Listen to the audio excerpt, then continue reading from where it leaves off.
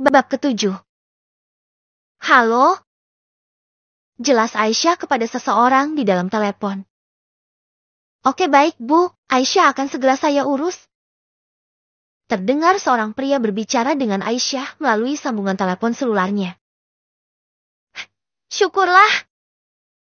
Aisyah bernafas lega dan keluar dari kamar untuk menyusul Amar yang sudah duluan ke dapur untuk sarapan pagi. Namun baru saja Aisyah memasuki dapur tiba-tiba saja Bu Retno mencecar beberapa pertanyaan kepada Aisyah yang membuat Aisyah terdiam. Dari mana saja kamu? Suami mau makan ngambil sendiri makanannya. Mana ada istri seperti itu? Sungguh ya kamu itu. Luar biasa ngeselinnya. Kamu tadi ngomong apa ha? Mau bantu perusahaan kami? Dasar tahu apa kamu tentang perusahaan? Kamu itu ingat cuma guru taman kanak-kanak Aisyah. Kamu harus ingat itu. Bu, sudahlah Aisyah tidak ada maksud apa-apa. Aisyah itu bermaksud baik. Mungkin ada yang bisa Aisyah lakukan. Itu saja. Betul kan MBA? Ujar Amir adiknya Amar. Ini lagi ikut-ikutan. Tugas kamu itu sekolah. Selesaikan kuliah kamu dengan baik baru bisa bantu mas. Di kantor? Timpal Amar. Aisyah tidak peduli dengan apa yang diperdebatkan kakak beradik itu. Aisyah tetap melayani Amar.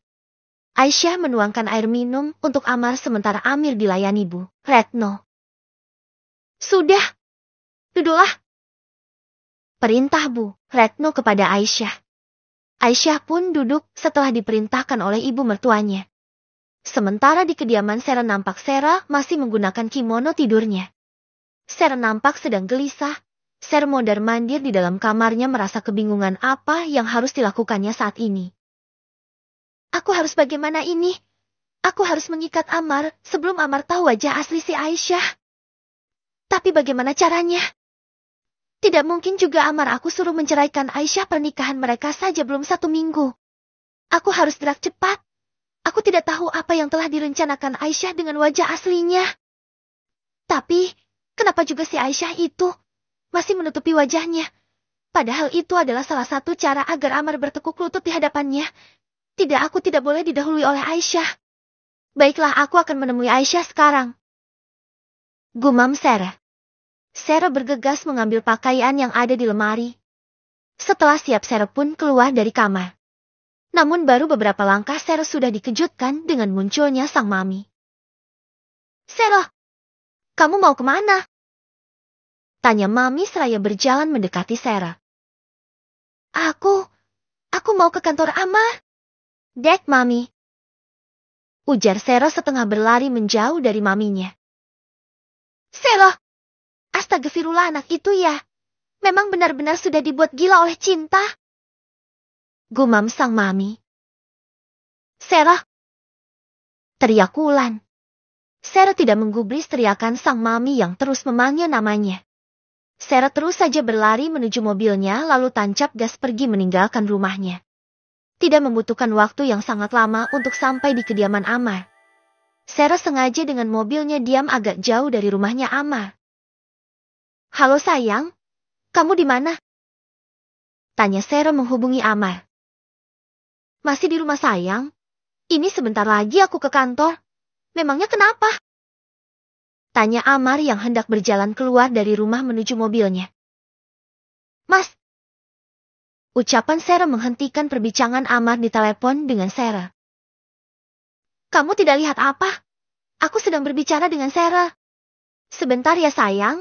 Nanti aku hubungi kamu lagi. Ucap Amar kepada Sera dari balik ponselnya. Amar kemudian mengakhiri panggilan telepon dari Sera. Aisyah tetap diam tidak menjawab bentakan dari Amar. Aisyah malah mengulurkan tangannya. Dek. Wajah Amar nampak memerah karena tahu apa yang akan dilakukan Aisyah terhadapnya. Benar saja. Ternyata Aisyah kembali meraih tangan Amar dan kembali mencium punggung tangan suaminya. Lagi dan lagi ada sesuatu yang hangat yang dirasakan Amar menyentuh relung hatinya. Saat Aisyah mencium punggung tangannya. Ini untuk makan siang? Ujar Aisyah menyodorkan tas. Bekal untuk makan siang. Apa ini? Jawab Amar menerima pemberian Aisyah. Untuk makan siang. Mas, nanti di kantor. Jawab Aisyah dengan pandangan tetap menunduk. Aisyah tidak pernah sekalipun memperlihatkan sorot mata indahnya kepada Amar. Kamu kira aku ini anak kecil TK? Aku tidak mau. Ini bawa masuk ke dalam. Jawab Amar dan kembali memberikan tas bekal itu kepada Aisyah. Amar memberikan tas bekal tersebut tepat di perut Aisyah. Dengan segera Aisyah memeluk tas bekal tersebut. Mas, jika kamu tidak menginginkan aku tidak apa-apa. Tapi jangan halangi aku untuk mendapatkan pahala atas perbuatanku. Maksud kamu? Tanya Amar. Kamu boleh tidak menganggap aku sebagai istri. Tapi aku akan tetap mengabdi kepada suamiku. Ujar Aisyah kembali menyerahkan tas bekal itu kepada Amar. Setelah mengatakan itu, Aisyah berbalik arah dan kemudian pergi meninggalkan Amar yang masih tidak mengerti apa arti dari ucapan yang dilontarkan Aisyah. Untuk sejenak Amar terdiam mencoba mencerna apa yang telah dikatakan Aisyah. Namun Amar tidak begitu memperdulikannya, kemudian Amar masuk ke dalam mobil dan menyimpan tas bekal itu di kursi samping tempat duduknya. Amar terlihat main starter mobilnya dan tidak lama terlihat mobil Amar keluar dari pekarangan rumah.